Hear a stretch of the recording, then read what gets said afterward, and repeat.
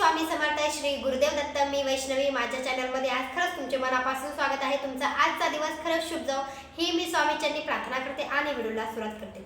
आजपासून खूप जणांनी 7 दिवसाचं पारायण गुरुचरित्र करायला सुरुवात केली असेल, पण ज्यांना गुरुचरित्राचं पारायण करायला जमत नसेल त्यांनी 1 दिवसाची सेवा करायची आहे. 26 तारखेला दत्त जयंती दिवशी आपल्याला 1 दिवसाचं पारायण आपल्या घरामध्ये करायचं आहे. तर कोणती सेवा करायची आहे, काय काय गोष्टी आपल्याला 26 तारखे दिवशी दत्त जयंती दिवशी करायच्या आहेत, यासाठी माझा व्हिडिओ आहे. चला तर मग व्हिडिओला सुरुवात करूया. पहिली गोष्ट म्हणजे आपल्या खूप अडचणी असतात. आपले मासिक धर्म असणे, विटाळ असणं, काहीतरी वेगळी अडचण असणे, ज्यामुळे आपल्याला कोणत्याच पारायणाला बसता आलं नसेल. ज्यांनी 21 दिवसाची सेवा केली असेल किंवा ज्यांना इच्छा असून सुद्धा 21 दिवसाची सेवा करता आली नसेल, ज्यांना 11 दिवसाची सेवा करता आली नसेल किंवा ज्यांना आता 7 दिवसाची सेवा करायची असेल, पण आपली मासिक धर्म असल्यामुळे किंवा विटाळ असल्यामुळे काहीतरी अडचण घरामध्ये असल्यामुळे पारायणाला बसता येत नसेल, तर त्यांनी फक्त आपल्याला एक टाइम दिलेला आहे, एक वेळ आहे. त्या दिवशी आपल्याला खरंच ही सेवा करायची. ती सेवा म्हणजे 26 तारखेला आपल्याला सेवा करायची दत्त जयंती दिवशी. त्या दिवशी दिवसभरातून आपल्याला कधीही सेवा करता येणार आहे. तर सेवेमध्ये तुम्हाला माहिती असावं की सगळ्यात महत्त्वाचा ग्रंथ म्हणजे श्री स्वामी चरित्र सारामृत. हा स्वामींचा आत्मा आहे. हा ग्रंथ जर वाचला तर आपण स्वामीपर्यंत पोहोचू शकतो. म्हणजे आपल्याला सगळ्या गोष्टी महत्त्वाच्या आहेत, पण आपण जर पारायण केलं तर त्याचं सुख समाधान आपल्या घरामध्ये राहणार. म्हणून मी सांगत आहे, ज्यांना गुरुचरित्राचं पारायण करता आलं नसेल त्यांनी आपल्याला फक्त श्री स्वामी चरित्र सारामृताचं पारायण आपल्याला एका दिवसाचं काही विना दत्त जयंती दिवशी करायचं आहे. तुमची इच्छा असेल तर 1 दिवसाचा सुद्धा तुम्ही संकल्प करू शकता, पण तुम्हाला संकल्प जर केला तर तुम्हाला एका वेळेमध्ये एक वेळ ठेवून तुम्हाला तो संकल्प पूर्ण करावा लागणार आहे. पण ज्यांना फक्त दत्त जयंतीच्या दिवशी आपल्याला फक्त सेवा करायची आहे, त्यांनी दिवसभरातून कोणत्याही वेळी तुम्ही ती स्वामी चरित्राचं पारायण करू शकता. तर तुम्हाला एका बैठकीमध्ये ते पारायण करायचं आहे. 1 अध्याय ते 21 अध्याय तुम्हाला एका बैठकीमध्ये एका ठिकाणी बसून वाचन करायचे. ज्या ठिकाणी तुमच्या घरामध्ये देवघर असेल त्या देवघराच्या समोर बसू शकता. जर ज्या ठिकाणी तुम्ही स्वामींचा फोटो ठेवला असेल त्या ठिकाणी तुम्ही स्वामीच्या फोटोच्या समोर बसून पारायण करू शकता. म्हणजे एका वेळेनुसार तुम्ही पारायण करायचं, एका बैठकीमध्ये तुम्हाला पारायण करायचं आहे. तर ते झाल्यानंतर तुम्हाला आपल्याला तारक मंत्र सुद्धा म्हणायचं आहे. तर तारक मंत्र सगळ्यांना माहिती आहे, तरी पण मी तुम्हाला एकदा 2 ओळी सांगून देते. निशंक होई रे मना, निर्भय होई रे मना, प्रचंड स्वामी बळ पाठीशी नित्य आहे रे मना, अतर्क्य अवधूत हे स्मरणकामी, अशक्य ही शक्य करती स्वामी. जिथे स्वामी चरण तिथे न्यूनकाय, स्वय भक्त प्रारब्ध कडवी ही माय, आज्ञे विन काळ नाही त्याला, परलोकी ना भीती तयार, उगाची भीतोसी भय हे पळू दे, जवळी उभी स्वामी शक्ती कळू दे.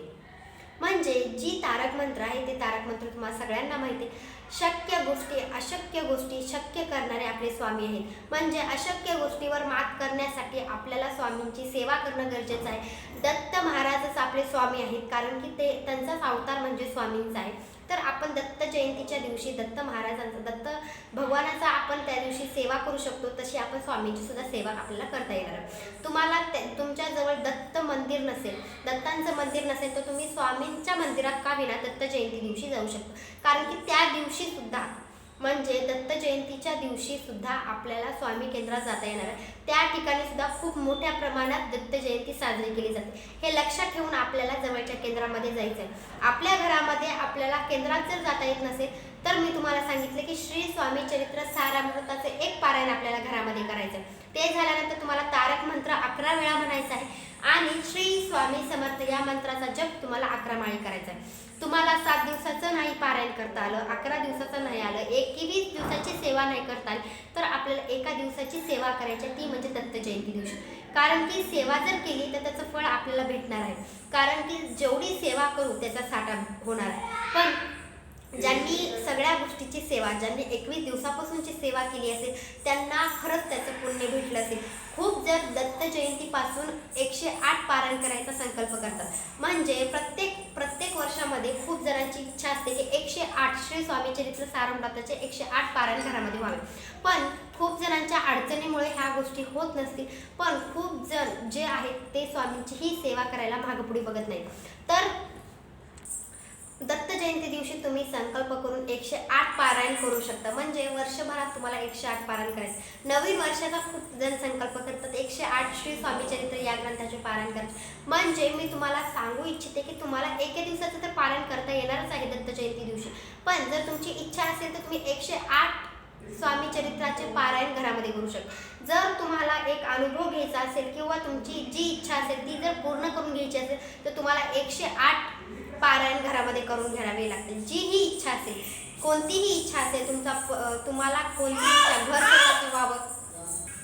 घर स्वतःचं व्हावा किंवा आपल्या मुलाच्या शिक्षणामध्ये त्याची प्रगती व्हावी किंवा आपला म्हणजे ज्यांच्या घरी खूप जणांचे नवरे म्हणजे पती जे असतो त्याच्या बाबतीत अडचण असते, ती अडचण म्हणजे काहीतरी दारू पिणे किंवा दुसऱ्या गोष्टी काहीतरी असतात, त्यांच्याबद्दल आपल्या मनामध्ये टेन्शन असतं, त्या गोष्टी पण आपल्या मनातून जाव्या किंवा आपला पती चांगल्या वळणावर जावा यासाठी 108 पारायण जर तुम्ही स्वामी चरित्राचे केले तर त्याचा अनुभव तुम्हाला नक्की येणार आहे. तर तुम्ही दत्त जयंतीपासून 108 पारायण नक्की करू शकता.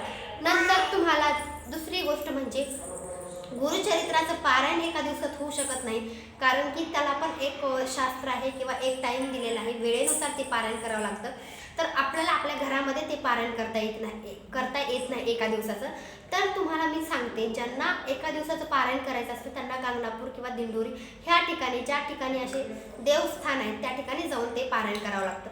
पण ज्यांना गुरुचरित्राचा 14वा अध्याय आणि 18वा अध्याय जर वाचला, सुख समृद्धी किंवा आपल्या घरामध्ये संपूर्ण मनोरथ पूर्ण करण्यासाठी 14वा अध्याय वाचला जातो आणि सुख समृद्धी आपल्या घरामध्ये टिकून राहावी यासाठी 18वा अध्याय वाचला जातो. तर तुम्हाला मी दाखवते की ह्याच्यामध्ये 14वा अध्याय पण आहे, 18वा अध्याय पण आहे. तर असा छोटासा ग्रंथ भेटून जाईल, त्याच्यामध्ये तुम्हाला 14वा अध्याय आणि 18वा अध्याय वाचता येईल. म्हणजे तुम्हाला गुरुचरित्राच्या या ग्रंथाचा मध्ये जाऊन तुम्हाला 14वा अध्याय आणि नंतर 18वा अध्याय वाचायची गरज नाही. ह्याच्यामध्ये या ग्रंथामध्ये तुम्हाला लगेच 14वा आणि 18वा अध्याय मिळून जाईल. वेगवेगळे ग्रंथ म्हणजे ज्याच्यामध्ये 14वा अध्याय असेल ते वेगळा ग्रंथ बनवलेला आहे, 18वा अध्याय आहे त्याचा वेगळा ग्रंथ बनवलेला. फक्त तुम्हाला एखाद्या केंद्रामध्ये किंवा ज्या ठिकाणी ग्रंथ भेटतात त्या ठिकाणी जाऊन तुम्हाला हे ग्रंथ घ्यायचे. तुम्हाला दत्त जयंती दिवशी तुमची इच्छा असेल तर तुम्ही हे गुरुचरित्राचा 14वा अध्याय आणि 18वा अध्याय वाचू शकता, किंवा तुम्हाला मी सांगितल्याप्रमाणे सगळ्यात महत्त्वाची गोष्ट श्री स्वामी चरित्र सारामृताचा 1 ते 21 अध्याय संपूर्ण एका दिवसात जर तुम्ही म्हणजे एका दिवशी जर केला त्याचं पुण्य सुद्धा तुम्हाला भेटणार आहे. तर तुम्हाला दत्त जयंती दिवशी नक्की ही सेवा करायची. ही सेवा केल्यानंतर आपल्या घरामध्ये काहीतरी गोड नैवेद्य पण करायचं. दत्त जयंती दिवशी तुमच्याच्यानं जसं होईल पुरणपोळी करा किंवा शिरा करा, दूध भात करा, जे जमेल ते तुम्हाला त्या दिवशी नैवेद्य आपल्या स्वामींना दाखवायचं आहे, दत्त महाराजांना दाखवायचं.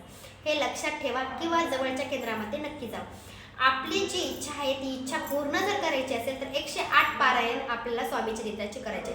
तर नवीन वर्षाची तुमचा काही संकल्प असेल तर तुम्ही ही संकल्प 108 पारायणाचा करू शकता. तुम्ही म्हणताल तर तुमची इच्छा पूर्णच होणार आहे. फक्त आपल्याला सेवा करायची.